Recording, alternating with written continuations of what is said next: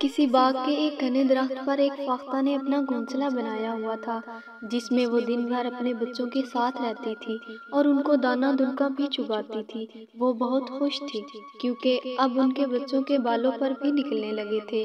ایک روز فاختہ کو اس کے بچوں نے بڑی پریشانی کے عالم میں یہ بتایا، ماں، ایسا لگ رہا ہے کہ ہمارا گھونسلہ برباد ہونے والا ہے۔ آج اس باغ کا مالک اپنے بیٹے کے ساتھ یہاں آیا تھا اور اس سے کہہ رہا تھا، اب پھل توڑنے کا زمانہ آ گیا ہے۔ کل میں اپنے دوستوں کو ساتھ لاؤں گا اور ان کی مدد سے اس درخت کے پھل توڑوں گا۔ میرے بازو میں تکلیف ہے، اس لیے یہ کام تنہا نہیں کر سکتا، مجھے اپنے دوستوں کی مدد کی ضرورت ہوگی۔ یہ سن کر فاختہ نے بچوں کو تسلی دیتے ہوئے کہا، فکر مت کرو، وہ کل اپنے دوست کے ساتھ نہ یہاں آئے گا اور نہ ہی پھل توڑے گا۔ اور پھر واقعی ایسا ہی ہوا۔ باغ کا مالک نہ خود آیا اور نہ اس کا دوست وہاں پہنچا۔ اسی طرح کئی روز گزر گئے تو ایک روز وہ پھر باغ میں آیا۔ اس وقت بھی فاختہ اپنے بچوں کے پاس نہیں تھی۔ اس نے درخت کے نیچے کھڑے ہو کر کہا، میرے دوستوں نے اپنا وعدہ پورا نہیں کیا، اس لیے میں یہاں سے پھل نہیں توڑ سکا، مگر کل میں یہ کام ضرور کر ڈالوں گا کیونکہ اس بار انہوں نے آنے کا پکا وعدہ کیا ہے۔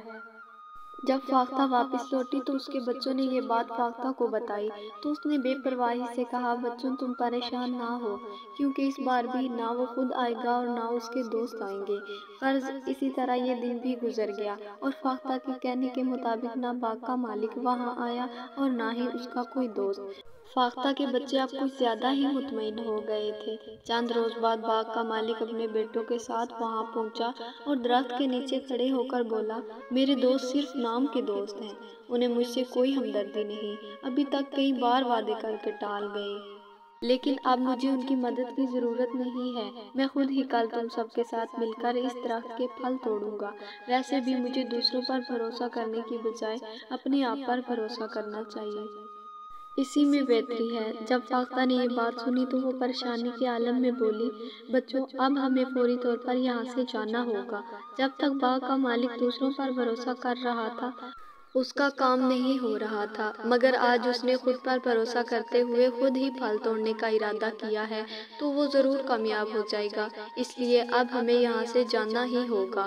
پھر وہ اپنے بچوں کو ساتھ لے کر وہاں سے پرواز کر گئی۔